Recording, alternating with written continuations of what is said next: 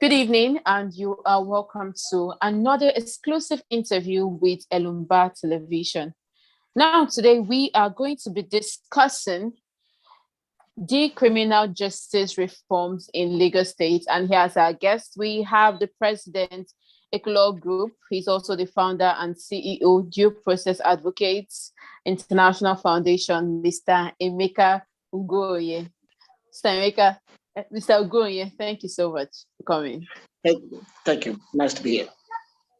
Okay, now let's start. Can you just tell us the background of the administration of criminal justice law in Lagos State? Well, probably I would give a background because Lagos State is situated in a country. And what makes Lagos State's reforms important deals more with the context of the country, Nigeria, where we are. Now, administration of criminal justice in Nigeria today is one of the most backward in the world. Not because we do not have a good constitution. We do have a constitution that contains important elements of due process and fair hearing, which requires that nobody should be accused of an offense that is not written in the law book. In other words, there cannot be a criminal offense which is not part of Nigerian written law. Also, we have a requirement that people arrested shall be presumed innocent until they have been properly tried before a court and convicted. We have all those essential elements. The list is very long. I'm not going to mention all of them. I probably will be mentioning the things we lack. But over the years, despite the things we've had in the law book, Nigeria had a very nasty history when it comes to administration of criminal justice. Part of the blame will go to the era of military rule. Nigeria had many years during which these provisions of the Constitution or important elements of fair hearing and due process were suspended. But eventually we came back to a civilian government. We expected that with a civilian government and the written constitution in force, things will go smoothly. But that has not been the case. And the biggest problem had been the fact that the police and others involved in law enforcement actually avoid the Constitution, actually violate the Constitution. One thing they do, or rather, a few things that are important, as I mentioned, they clearly avoid this. This created problems, the type we have seen so many times manifest in these riots and protests about carry issue, all the way to even more recent issues. However, the concern is, how can we get ourselves out of this situation? And there had been a number of reforms in the administration of criminal justice that were meant to resolve some of these problems. At the federal level, we had the Administration of Criminal Justice Act passed in 2015, but they're all behind. Lagos, in the midst of this backwardness, Lagos has shown remarkable improvement. For instance, Lagos had its own administration of criminal justice way ahead of the one the federal government passed in 2015. But of greatest importance is what happened recently, a few days ago actually. The Lagos State Legislature passed a new bill which pointed out or targeted 4 elements of administration of criminal justice, which involve police abuse of rights. One is, well, that is what we're talking about. I'll get into details probably when you ask more questions, but Lagos has taken Nigeria several miles ahead.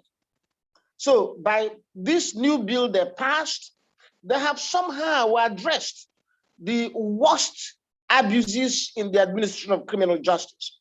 We are hoping that the example Lagos is setting now will be copied by other parts of Nigeria, including the federal government. So I think in the course of this discussion, I will elaborate more on the details of the current reforms and its implications for Nigeria. Okay, remember that you can join the discussion simply by raising up your digital hand, and I'll try to accommodate as much comments and questions as possible.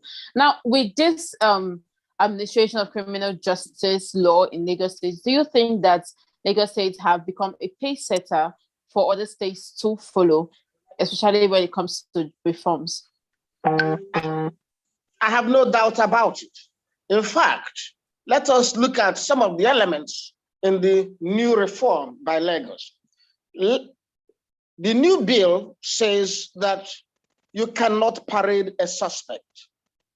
Parading of a suspect is now banned in Lagos, whereas it is done all over the country. Let me give you a recent example.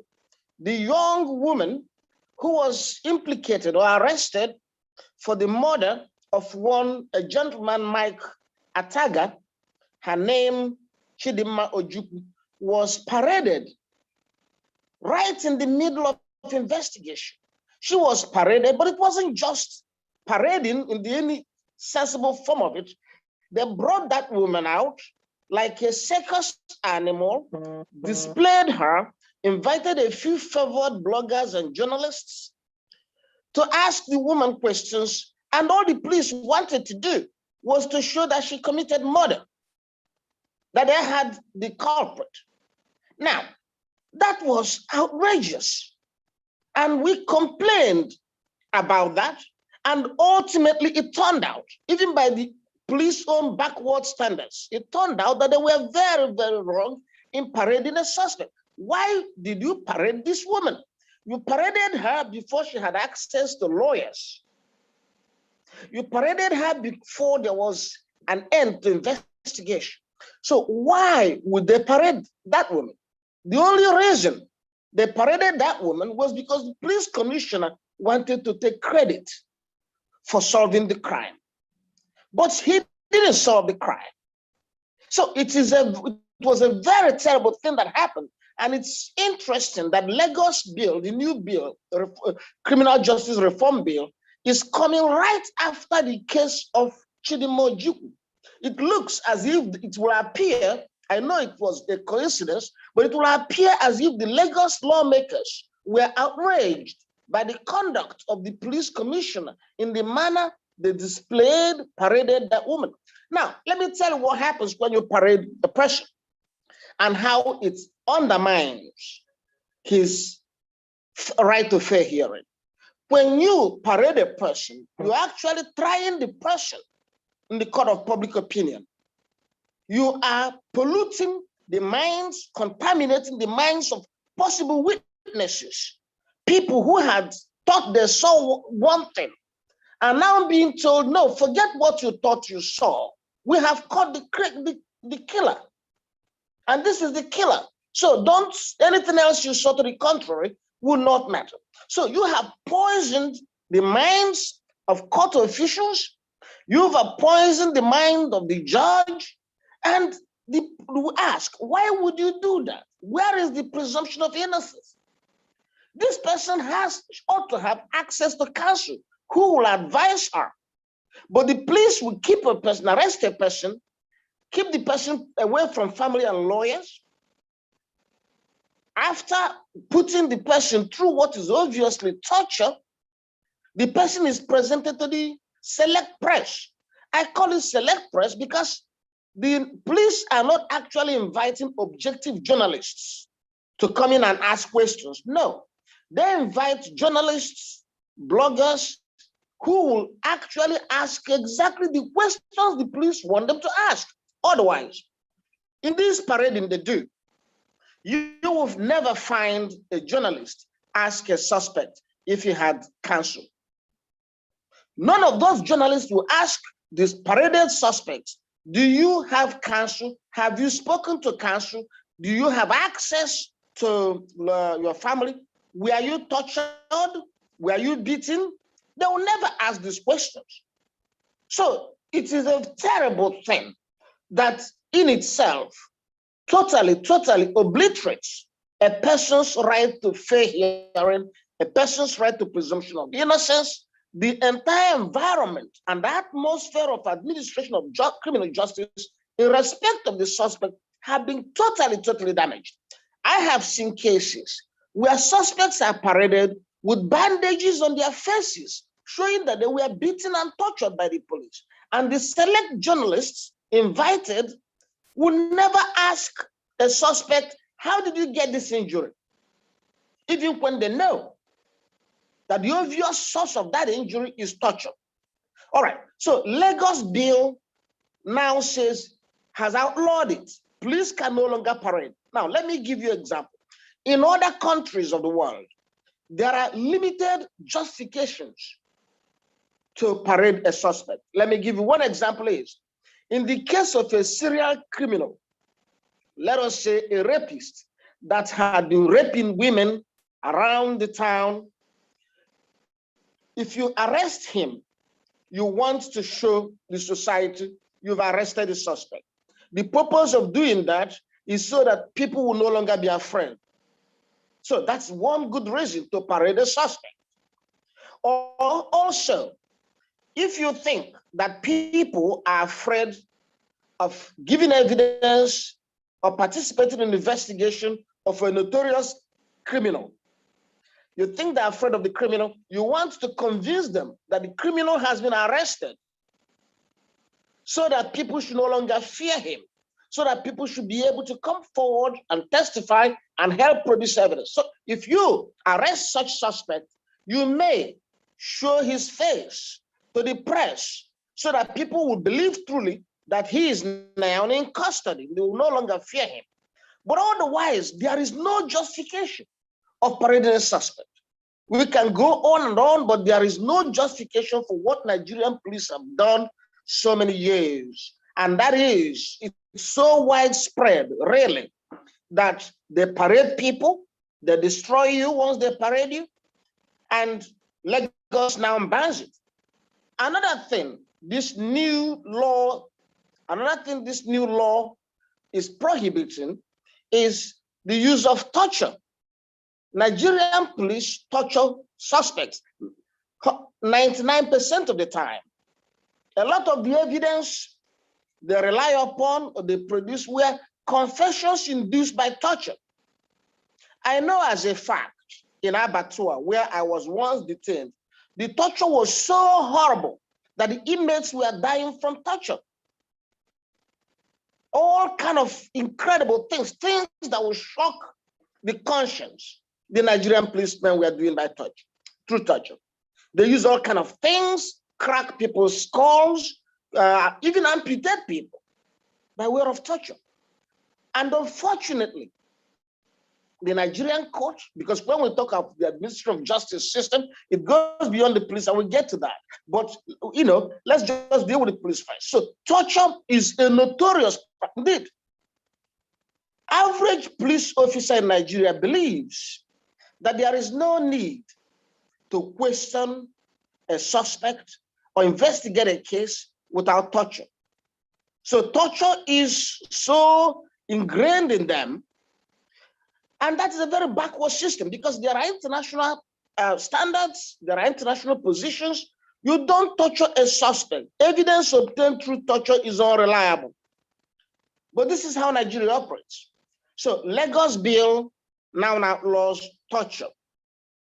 Also, Lagos bill outlaws what we call arresting relatives of a suspect in lieu of the suspect. Nigerian police have a tendency to come to your home looking for your brother, and your brother is not there. They will arrest you, arrest your parents, arrest anybody else they see there, hoping that by arresting the wife of the suspect, that is going to cause the suspect to come forward. Lagos law now outlaws that. Also, Lagos law outlaws arrest without warrant. According to the new bill, The only time a person can be arrested without warrant is if he's carrying a gun, which is understandable. A person with a gun poses immediate danger to law enforcement and the surrounding environment, and in itself is probably engaged in crime if you're carrying a gun. So if we follow these standards that Lagos have set, it certainly transforms the landscape of law enforcement and the criminal justice in Nigeria, because it eliminates a major chunk of the problem, even though part of the problem still relies in the judiciary. But the failure of the judiciary is often the failure to curb the abuses by the police. So if you can curb those abuses through a legislative action, which is what Lagos has done now, it will help put us forward. Okay, now we've spoken a bit about the Lagos bill and the Criminal Reform Act. Can you just tell us the highlights of this bill? Yes, I mentioned them. There are four of them. One, no arrest without warrant unless the suspect is carrying a gun. That is a key highlight. Another highlight is no arrest in lieu of the suspect. So you don't arrest the relative of a suspect in lieu of the suspect. This notion of arresting a wife, hoping that was going to force the husband to come forward, is now outlawed in Lagos. Also outlawed in Lagos is no parading of suspects. Nobody should parade it. Also outlawed in Lagos is torture. No torturing. So these are the key highlights of this new bill, and they are major landmark, given the problem we have in Nigeria today with the Nigerian police.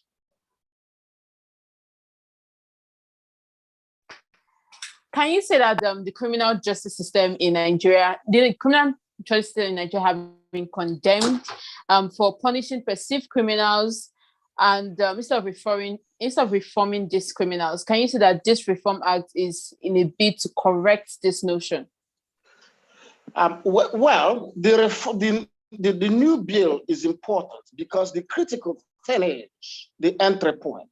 How do people enter into the criminal justice system?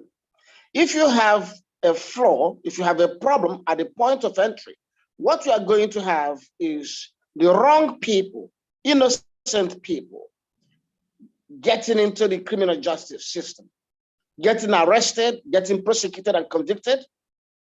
And at the same time, you have the criminals getting free, getting not arrested, paying their way out of detention. So we are going to get, of course, to the issue of corrections and punishment. The bill we are dealing with at the moment, Lagos State bill, does not touch on the post-conviction activities. You know, what I call post-conviction activities, after a person has been convicted, then he enters into the stage we call corrections and reforms. That's a whole subject. But the current bill, is dealing with the entry point. The entry point issue, arresting of people, charging people, investigating cases, and arraigning them. Now, the problem we've been having in Nigeria is the problem of implementation. How are we sure that this new bill is going to be implemented to the full? That is the big elephant in the room. That is also my fear. We have had fantastic laws in the book in Nigeria, and they're implemented in ways that could never have been imagined by the lawmakers. So that fear is legitimate. The fear is legitimate that this bill may fall short when it comes to implementation. However, it is still very important that we now have a reference point, because when you have the right laws in the book, now you create opportunity for activists and lawyers and the citizens to take advantage of the rights provided in law. So it's important to have it first and foremost, get the content adequately covered. And we have it now in this bill. A person now can ask the police officer for warrant. If a police officer comes to arrest you in Lagos State, he has to show a warrant. Of course, he may still arrest you without warrant, but in that case, he's violating the law. In that case, if you have opportunity in court, you might be able to point it out. However, without that law in the book, what we are going to have is a situation where the police arrest you without warrant, and yet you have no recourse or remedy, because it will seem okay because nothing prohibited or stopped them from doing that. Okay, now, if the police goes ahead and arrests you without a warrant, is there any specific sections in the law that punishes the police officer? Well, instead of talking of punishing the police officer, let us talk of preventing the purpose of that arrest. For instance, if you are arrested without warrant, instead of talking of punishing the police officer arrested without warrant, let's talk of the rights of the person arrested to walk away, which is, if presented to court, the court could declare the arrest improper. And if declared, the court could award damages. So it is possible. And certainly, of course, if you look at the Constitution, Section 35, regarding arrest and detention, under the fundamental right provision of the Constitution, yes, there are remedies. These are things that give rise to fundamental rights enforcement action, which means you can apply to court that your rights have been violated, you've been arrested without due process of law, and that you're entitled to damage. The court may award damages, the court may restrain the police from arresting you without warrant. The critical thing is this, the requirement of a warrant for arrest, because a lot of people don't understand what it means.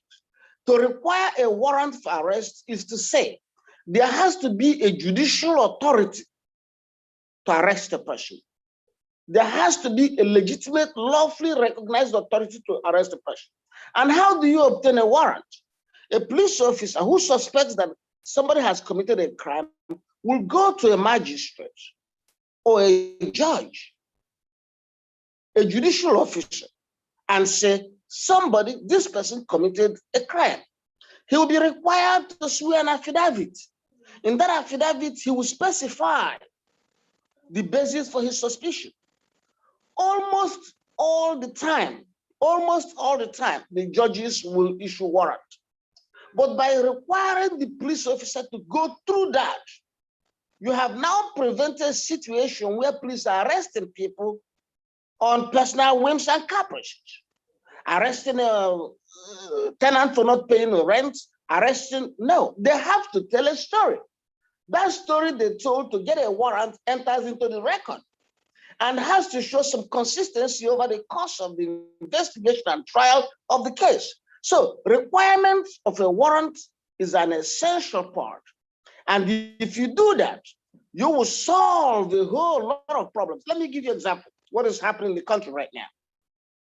A young man called Harrison, an activist. He's passionate about justice in his country. He has been against the police, pointing out abuses by the police.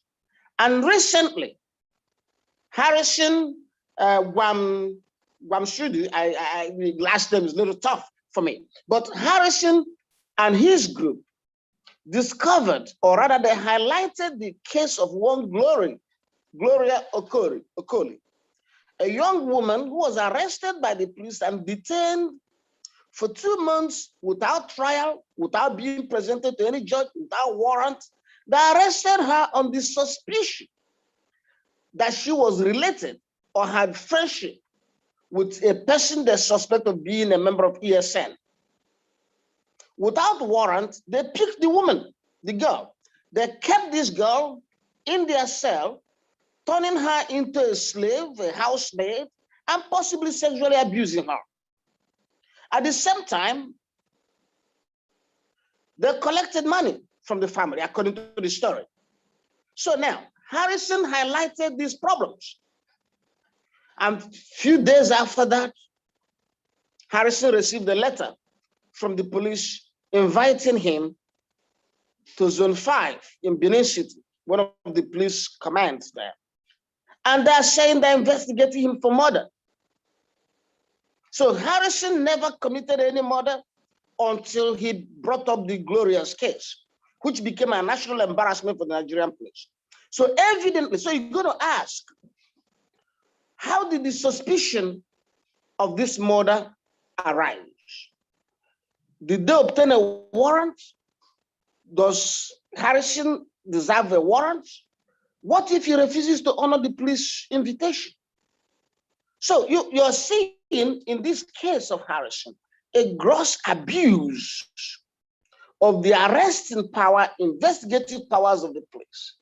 So warrants will curb this, because if they had obtained a warrant, or if he says he's not going and they have to obtain a warrant, they'll be forced to disclose the basis for the suspicion that the murder occurred, or that he was involved in the murder, or in any how connected with the murder. As it is now, the police are keeping this young man in the dark. The whole idea is to scare the hell out of him, to send a chill down his spine, to warn him, to say, hey, we can slap you with a murder charge, so be careful. That should never happen in a place where you have a fair, modern, and efficient administrative criminal justice system. So arrest warrant, the requirement of warrant for arrest is very fundamental, because it spreads the decision to take a man into custody is no longer made by one single vicious, malicious individual. It has to go through the system, because when you swear an affidavit to get a warrant, you expose yourself to perjury. Anything you say in that affidavit that is false could become perjurious.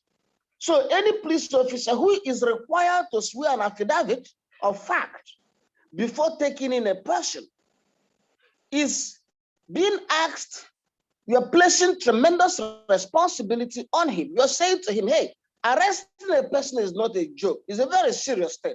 And if you're going to do it, you better be honest, because if you lie, you're going to go in for it. That's what the warrant is. That's why there is need for warrant. And today in Nigeria, all over Nigeria, the policemen don't need warrant to arrest you. But Lagos says, no, they need it. That is why what is going on in Lagos is absolutely an important watershed for the country. It is an example we hope they will pursue. In DPA, that's my organization, we had in the past shortlisted key or essential elements of reform that must occur in the Nigerian criminal justice system. Interestingly, even without consultation with us, even without communication with us, Lagos State legislature had come up with 4 key elements in our recommendation. That's why we take what's going on in Lagos seriously. We're happy about it. I wish there was a way for me to send a congratulatory message to the lawmakers in Lagos to say, thank you, gentlemen, you did a fantastic job. So, but we know that Lagos is just a part of Nigeria. We want to see this example in Lagos extended to other parts of the country. I myself, I have been a victim of pure fabrication.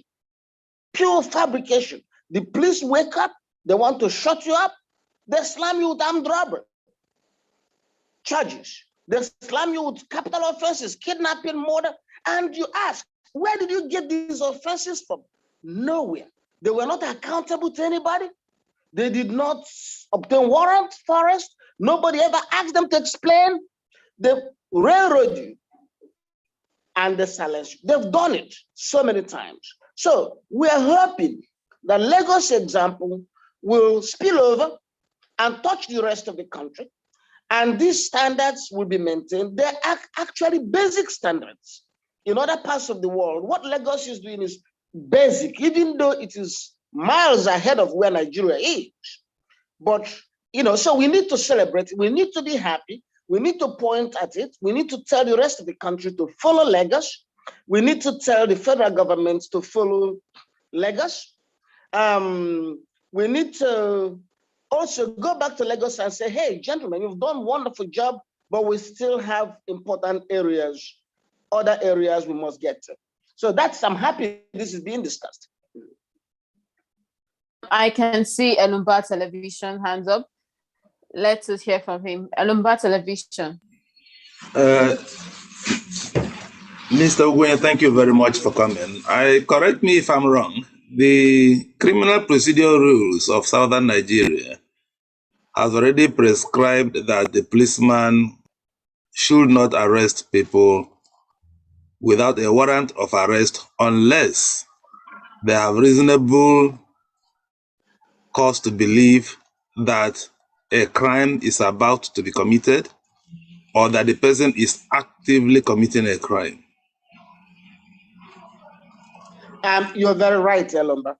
The criminal procedure law for southern Nigeria has this provision. But as you can see, even by the very words you used, they had a big loophole. There are so many excuses. For instance, the exceptions given to them were everything. If they have reasonable suspicion the person is committing a crime. So the police will say, yes, I have reasonable suspicion. Because essentially you have made the police officer the judge of his own conduct. You are asking that law as it existed was backward, really, because the standards had no way of ensuring compliance by the police. Because the police officer is like, hey, don't slap a person unless you think he did something wrong.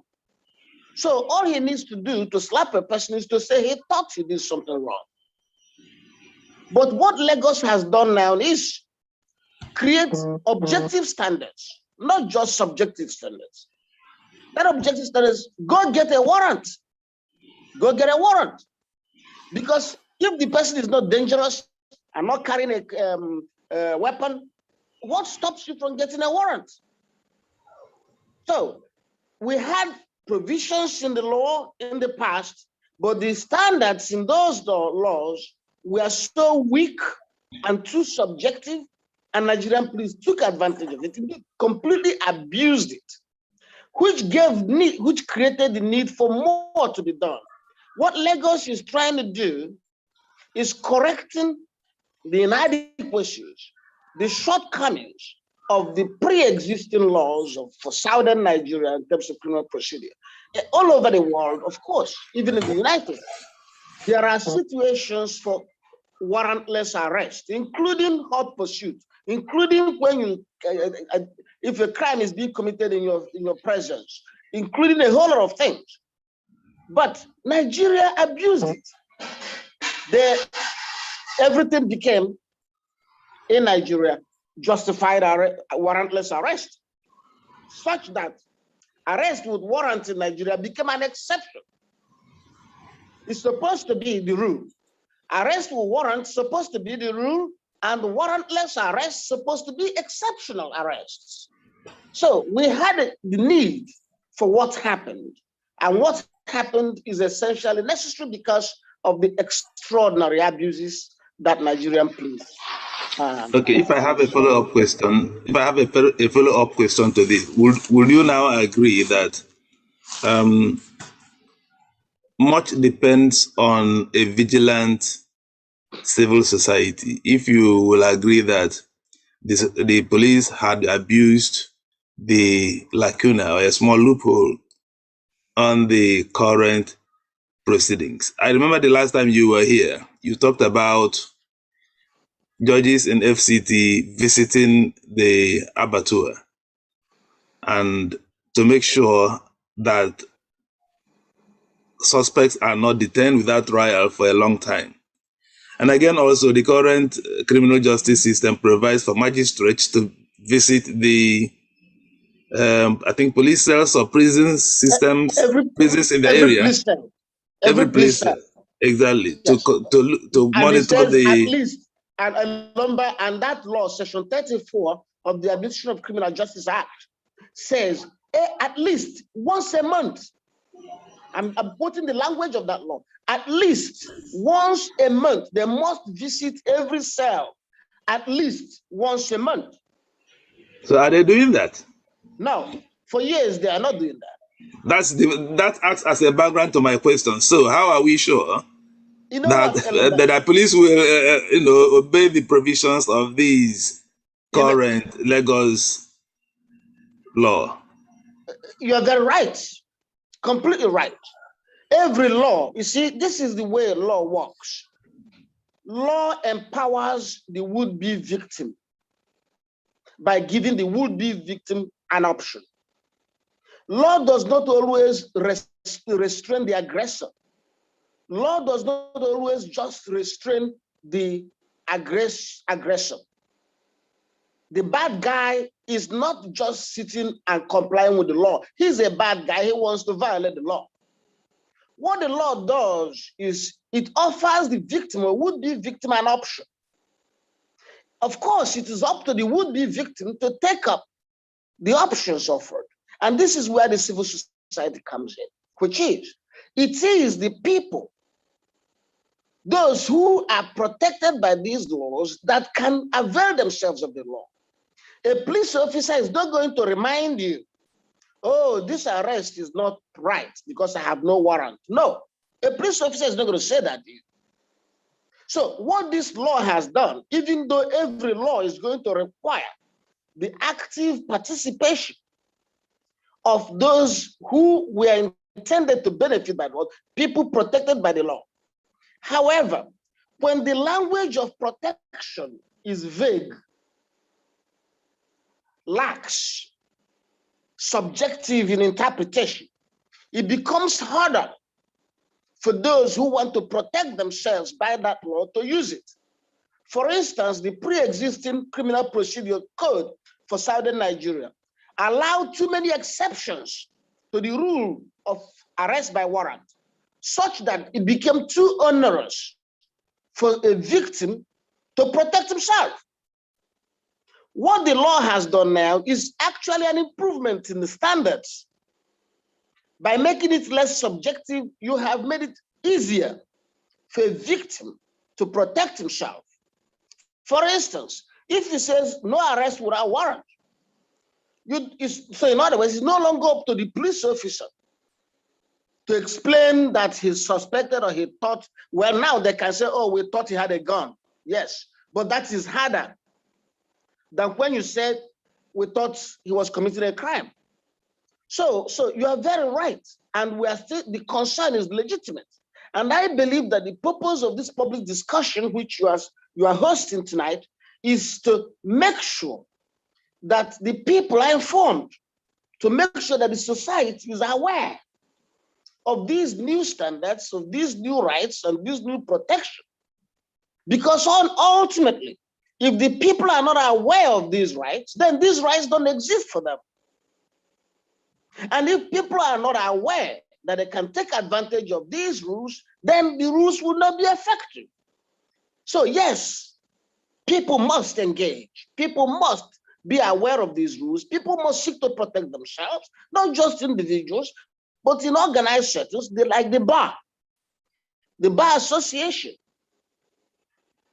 They all have a role to play. The lawyers supposed to do proper application. The journalists have a role to play. I just mentioned cases where the police will parade suspects and the journalists cannot ask questions. You know what, Elombah? If you get a good journalist to any of these parades, the parades will stop.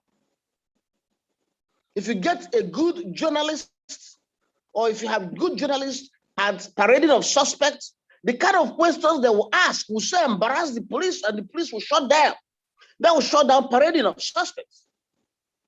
So yes, it is the people, but the people must need the right content in terms of law. The language of the law must be precise, must be involve standards that are accessible to the people, standards that are measurable, that are objective. So what Lagos has done is to tighten the standard, make these standards more objective, more verifiable. And to that extent, we're very happy. It's not just the language, but good language, informed civil society, taking advantage of legal protection to, to access justice. Okay, let us hear from Dr. Wezigwe. Dr. Wezigwe, the platform is yours.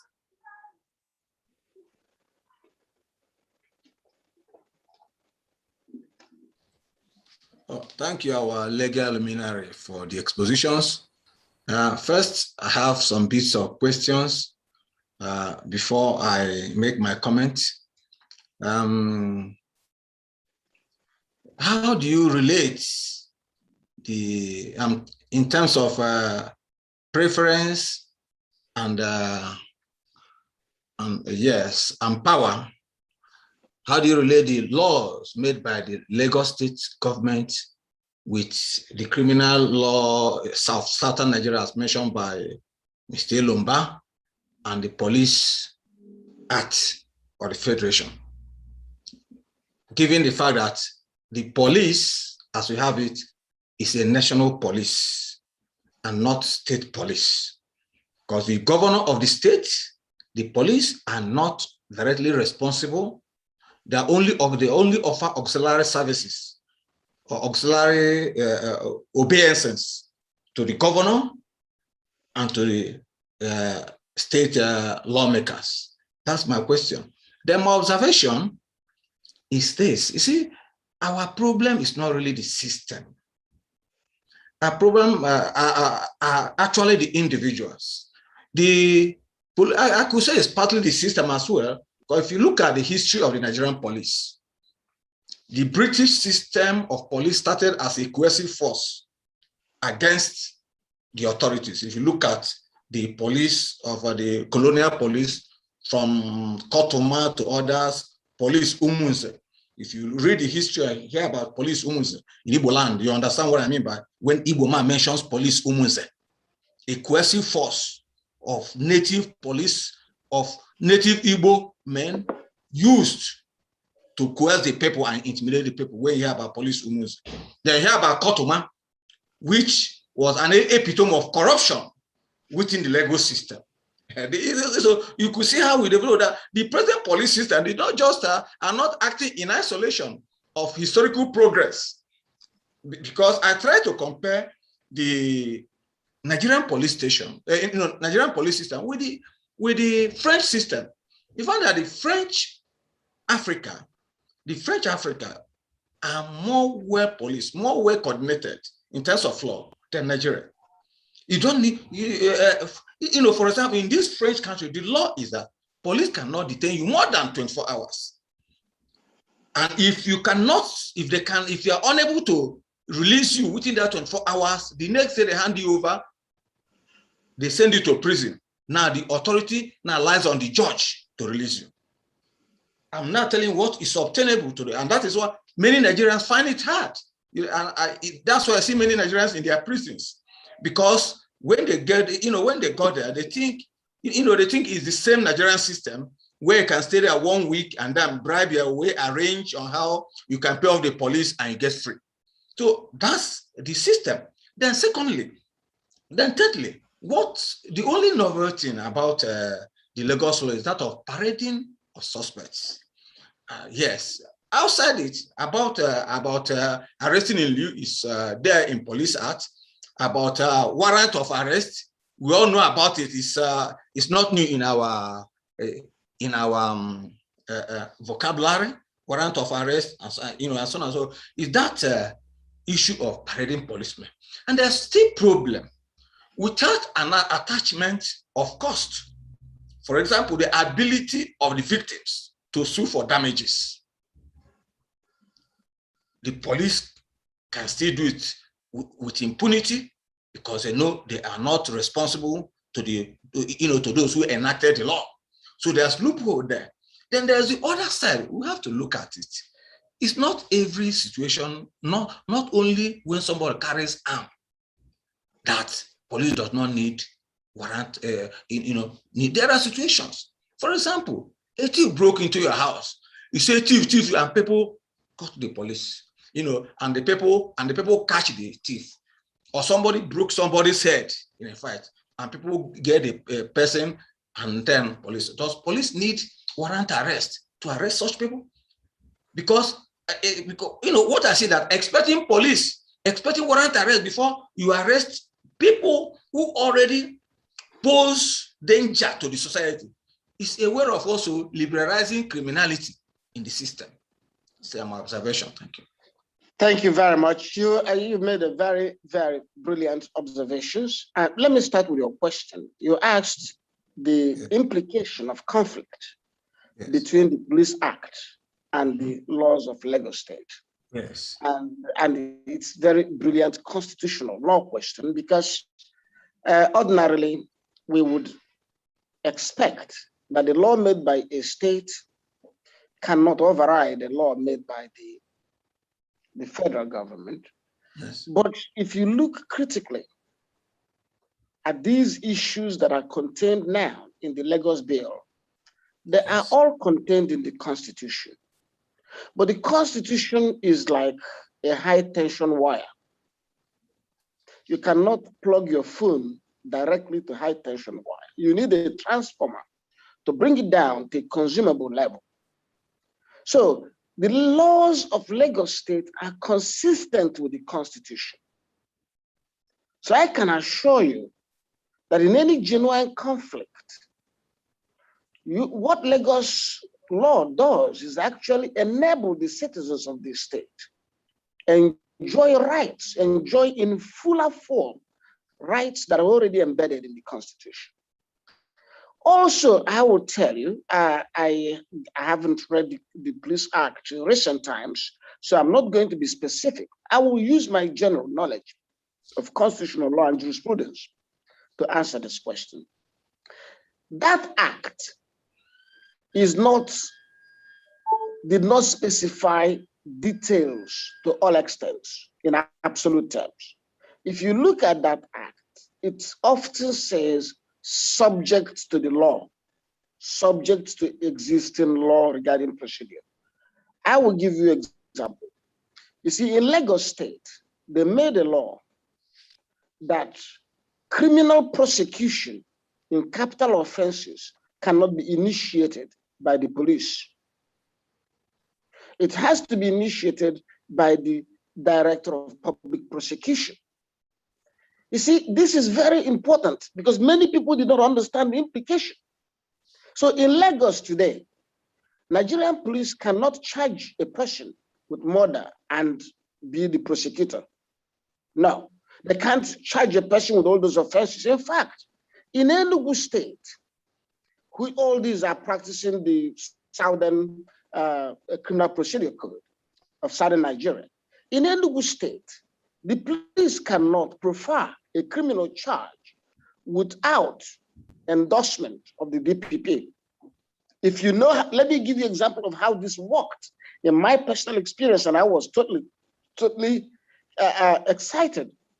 In 2016, about 50 people were randomly arrested and charged with being members of IPOB.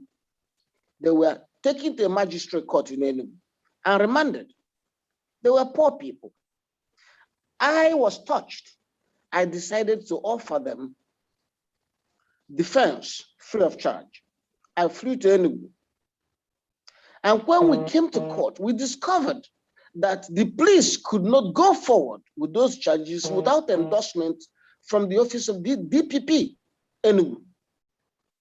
They were waiting for that endorsement. And the endorsement did not come. So what I did was I went to the office of the DPP and I asked them, I said, it's wrong to profile criminal charges against these people. They were randomly arrested. And at that time, IPOB had not been proscribed. So I argued that insofar as this organization was not proscribed, it cannot be a crime to belong to it. Merely belonging to an organization would be consistent with the rights in the Constitution, freedom of association. I told the attorney, the DPP, that it would be terrible if you allow this case to go on. But in any event, if you are going to approve this prosecution, approve it so I can defend it. He said to me, what touched me, he said, my brother, you know what? I'm not going to give them the approval. But I'm not going to write and object to it. Because if I write and object to it, it will look as if we're encouraging IPOB. But I'm not going to give them approval to prosecute these women who were just randomly picked up. So I came to court. The matter came up. I asked for the required approval of the DPP because that's actually what gives the court the jurisdiction to proceed with the case. So the police gave all their excuses that they went and they couldn't find that. They are sure it is coming. The approval will come tomorrow. I said to the magistrate, I said, Your Worship, we will agree to an adjournment for the purpose of this approval. But may it be on record that if this approval is not here next time, the case will be dismissed. He said, well, it should be on record. When I was saying this, I already knew that the thing was not coming. I spoke to my clients. I said, don't worry, go. Next time it's going to be okay. So next time we came, there was no approval. I looked at the prosecution. I looked at the magistrate. I said, Your Worship, it's clear what's going to happen. Magistrate said, yes, it's clear, case dismissed. You see, because the police in Enugu could not prosecute without DPP. In Abuja, it is different. If it was in Abuja, they did not need any approval. They will proceed as they like. Also, look at Lagos. Because the police in Lagos cannot prosecute for murder. Police in Lagos cannot frame you up for murder. They cannot. Because it will have to, the file will be handed over to the DPP, and DPP will find that there's no evidence for murder, and it cannot go forward. But look at Abuja. The police will frame you up as they like, kidnapping, murder, what else? Armed robbery, terrorism. Why? Because they had the power. So a police lies to arrest you. He lies to charge you, and he continues to lie through prosecution. And that prosecution will last 6-7 years. I can tell you, there are people in prison for 10 years awaiting trial. And when you look at the case, it's bogus.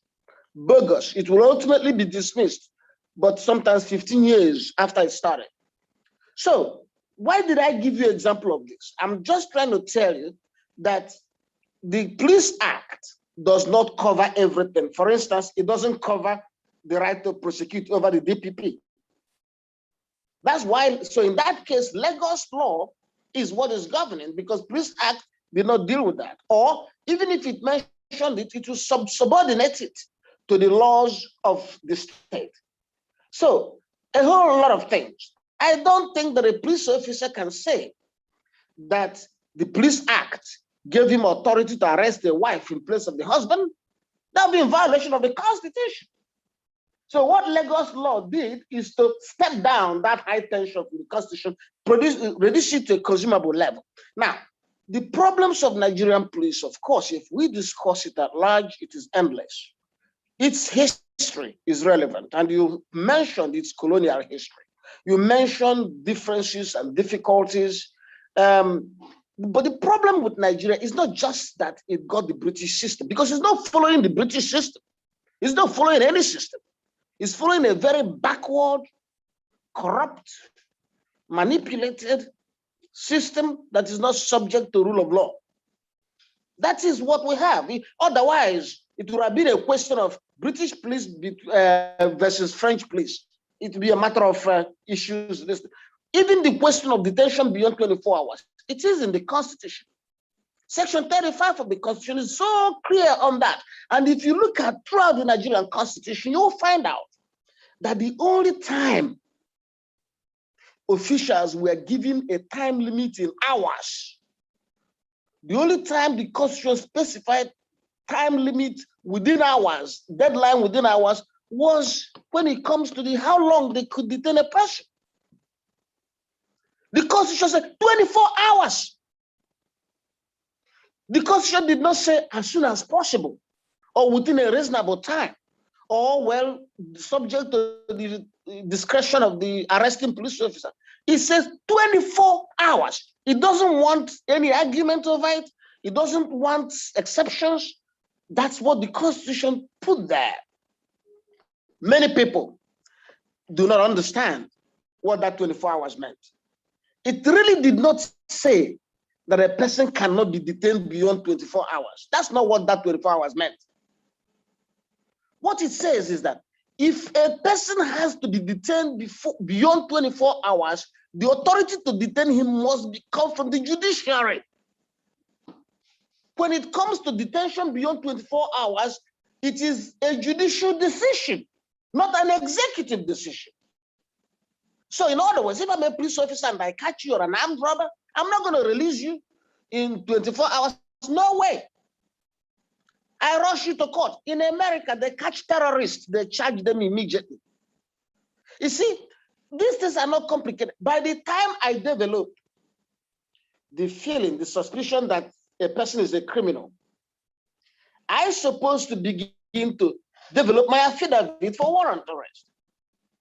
And that warrant, the affidavit that leads to warrant arrest, contains 90% of what you need to charge the person. So if you're able to arrest a person, you should be able to charge the person. You don't arrest a person like the poor girl Gloria Okoli and you keep her for 60 days for what? So now, so what are you doing for those 60 days? Are you saying you are thinking of what crime to charge her? It should be the crime you arrested her for. So and then the issue of if you see, you gave example, about if we relax the rule, we encourage criminals. Now, you see, that is what people say until they have come very close to the Nigerian police. Really. The problem in this country is not that we could be soft with criminals.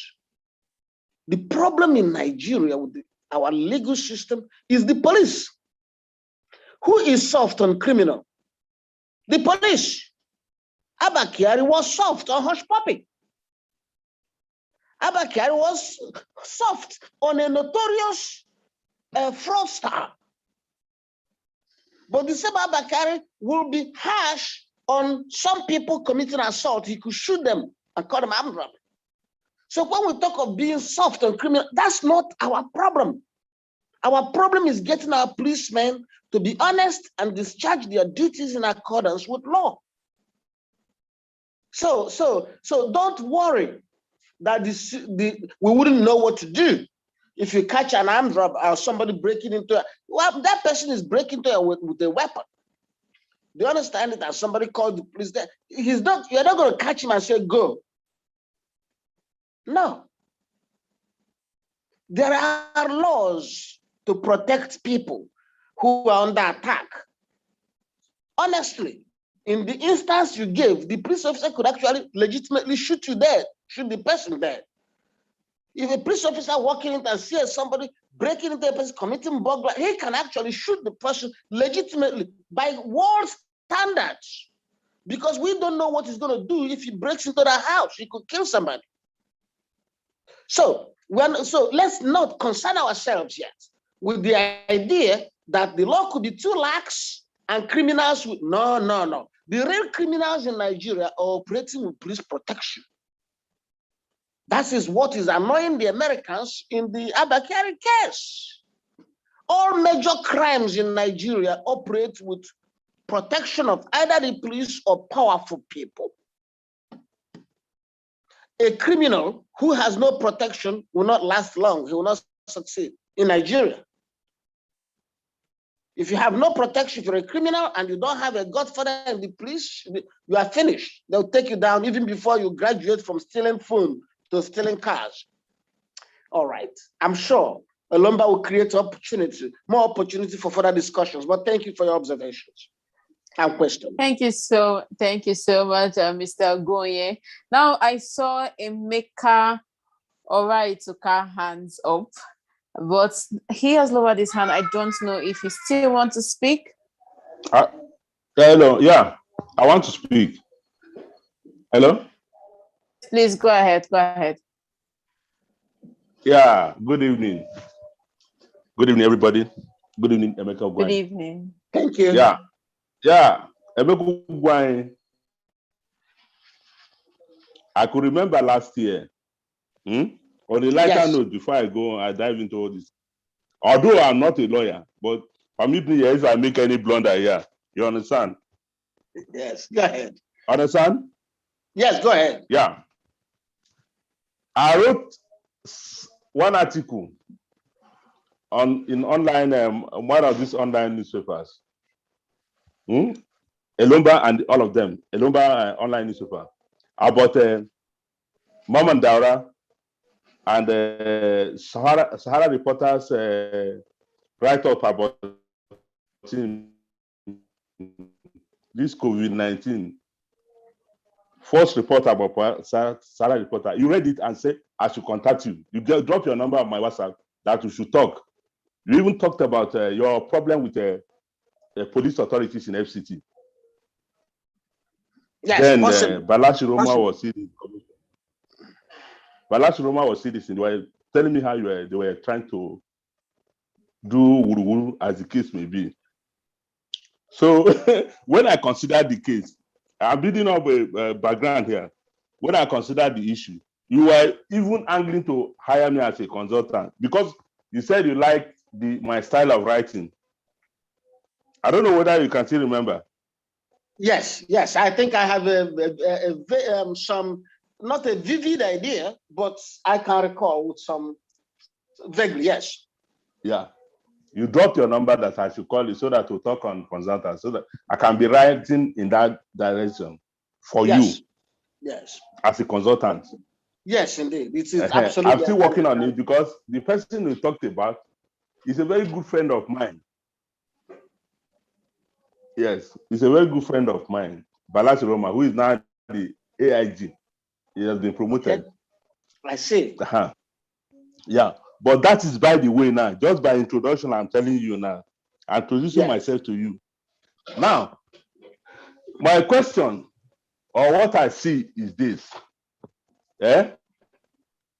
It will not solve any problem. If law is not mixed with politics. The problem I see about Nigerian police is that they are willing tools in the hands of politicians in Nigeria, who incidentally are their paymasters. Anyway, most of these incidents, most of these crimes being committed today were not there before when military was in power. If you look at the trajectory very well. So now, Lagos State is coming out with creative idea on what I think as a layman about how true federalism should be. Most of what we are seeing as crimes of the police is not necessarily because police is bad. We don't need anybody to be bad, to be good either. The truth of the matter is that the law is there to check everybody. But because of the fact that we are not practicing true federalism, these things are sometimes lumped together and used against citizens. You understand? Who are at the receiving end anyway. Like you said. Yes. Now, I think what Lagos State is trying to do is trying to set the pace for how true federalism should be in Nigeria. If you look at their state police,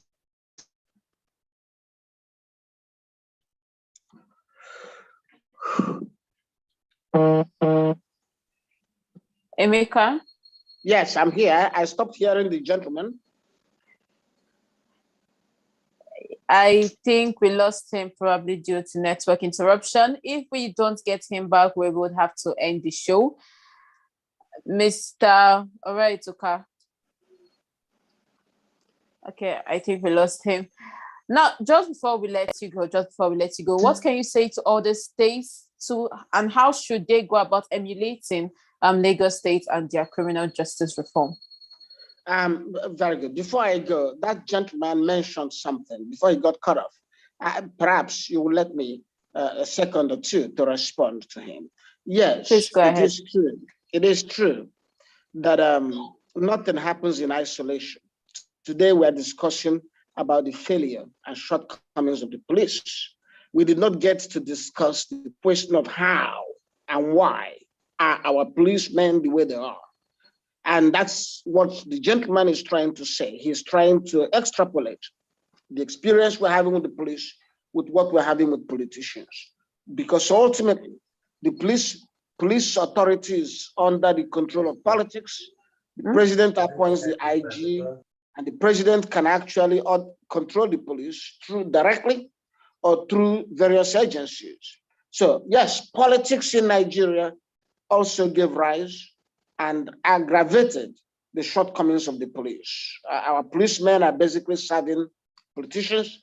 And there is something else you have to notice in Nigeria. If you talk of corruption in Nigeria, the biggest focus of corruption should be on politicians. Because put yourself in the position of a police officer. With the tremendous powers that he has, you are giving him a salary that is a peanut. But at the same time, the senator, the House of Rep members are making so much in 1 week or 1 month that is more than the entire life earning of a police officer. So what do you expect the police officer to do? Do you expect him to be more patriotic than the leaders of the country? Should the police be more patriotic than the president? Should the police be more patriotic than the senators? So you see that in such circumstance, an incentive is created for a police officer to give up on the country, to give up on the constitution, to give up on rule of law, to focus on his own pocket. Because guess what? That's what everybody he sees is doing. That's what everybody above him is doing. So why will he be the one? So there are more. I'm sure Elombah will have more opportunities to expand this topic for us to discuss and ask questions as to how did we get where we are? Why are our police bad? Today, we are just observing. We're observing a situation. We're observing a trend. We will have opportunity to explain the causes of the trend. That's my response to the comment that gentleman made when he talked about the issue of federalism, the issue of politicians influencing the police and leading them in the wrong direction. He's back. Let us see if we can get him to conclude his remarks. Mr. Oraitoka.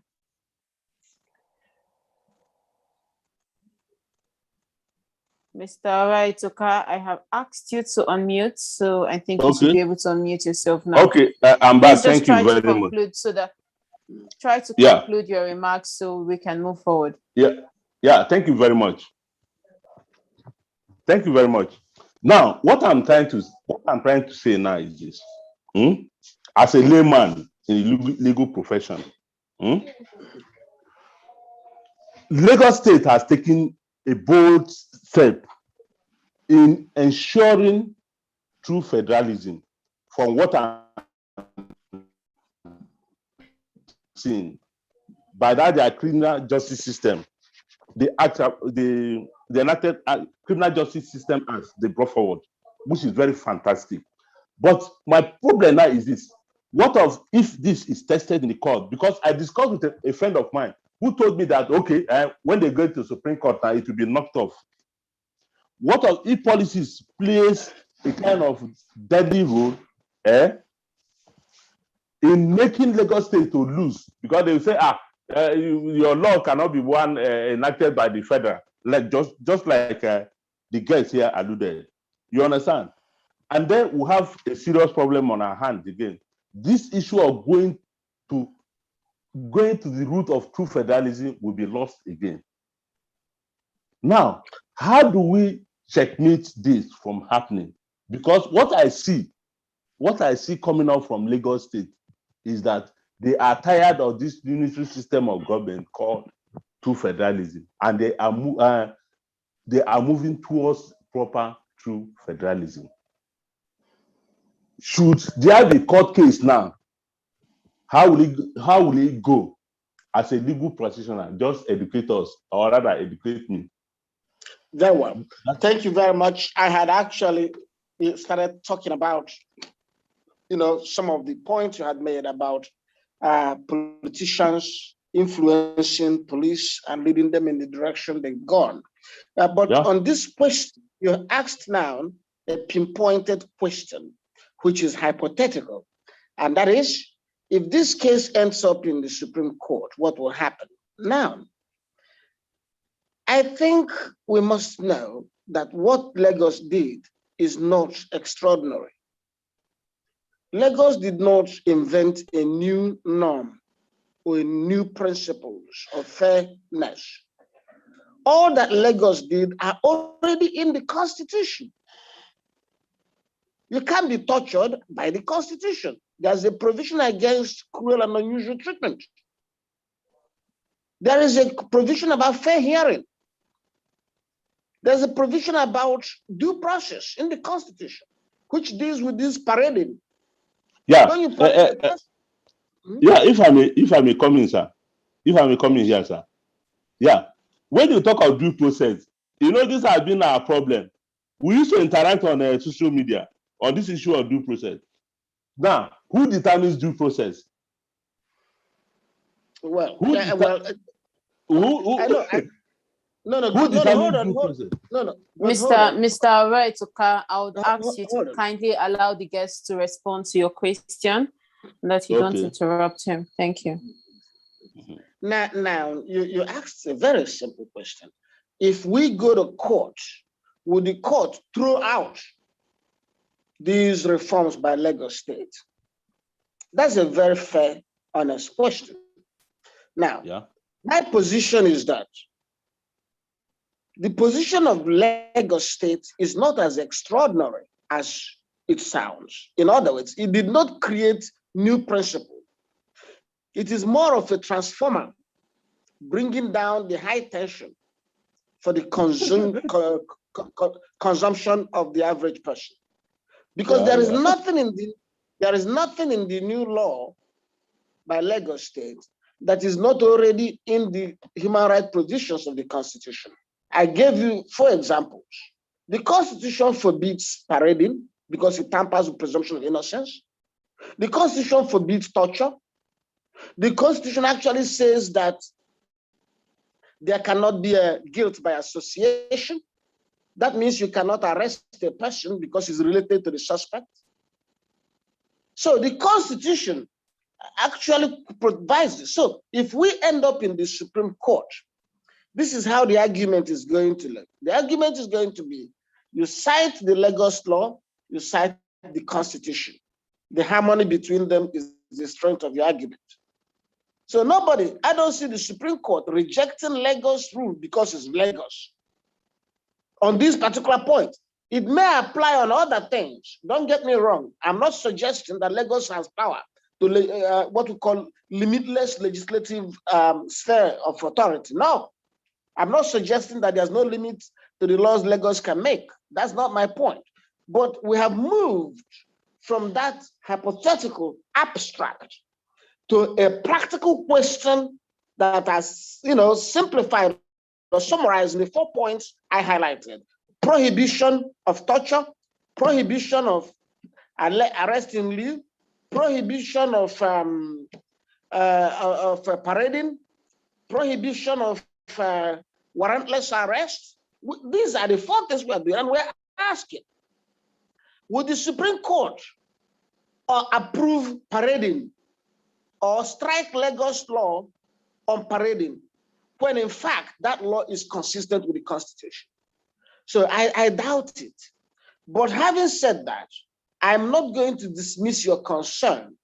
I'm not going to dismiss your concern, because there is a genuine fear that if a state government moves in certain direction, however positive and well-meaning it is, you can have a backlash from the federal government. For instance, look at the state police. When they wanted to set up a moteku, which is so basic, in the United States, even the universities have their own police. Local government has their own police. Yes. Harvard University has Harvard police, MIT have its own police. And these are armed, uniformed police officers for that university alone, maintaining law and order. Wherever there is need for law and order to be maintained, you can have police there. So even talking about state police, we should have local government police. Their work is to maintain law and order. But if you saw how the federal government opposed the motorcade, it was a sign that they will oppose certain ideas from the state, even if those are good ideas. So to that extent, you have a valid argument. I won't dismiss it. But on the specific question of this particular bill by Lagos State, they crafted that bill brilliantly, and they properly situated it within the permissible scope of their legislative authority and the Constitution. So I don't think anybody's going to strike it down. And it is not the first. It's really not the first, because Lagos already had a reformed its criminal procedure in the past. Lagos made a law stopping the police from handling capital offense cases, whereas the police are doing it in Abuja. So Lagos has successful precedent of rules on criminal justice, which have been there. So what is going on now is a very remarkable improvement, and it's going to be consistent with the tradition of Lagos as being the leader. It's not just on this. Even though we're talking of criminal justice, Lagos is ahead of the country in all other areas when it comes to law reform. I can tell you that. Lagos is the only state in Nigeria. Let me give you an example before we go. Lagos is the only state in Nigeria where you can enforce child support and custody of children without divorce. In other words, now, if a man abandons his family, stops paying the school fees of his children, stops feeding his children, and his wife wants him to do these things, in Lagos State, the woman can actually just go and do that. In other states, the woman must have to divorce him. It's only in a divorce proceeding that these issues could come up. No court in those other states has jurisdiction to take child support and custody outside the Matrimonial Causes Act. Lagos is ahead on that by giving a magistrate power to award custody, order a man to feed his children, even though the wife is not divorcing him yet. Also, Lagos is also ahead. Lagos is the only state in Nigeria that recognized that a woman can rape a man, and that a man can rape his wife. Also, Lagos is ahead. Lagos is also the only state that created a special law against domestic violence.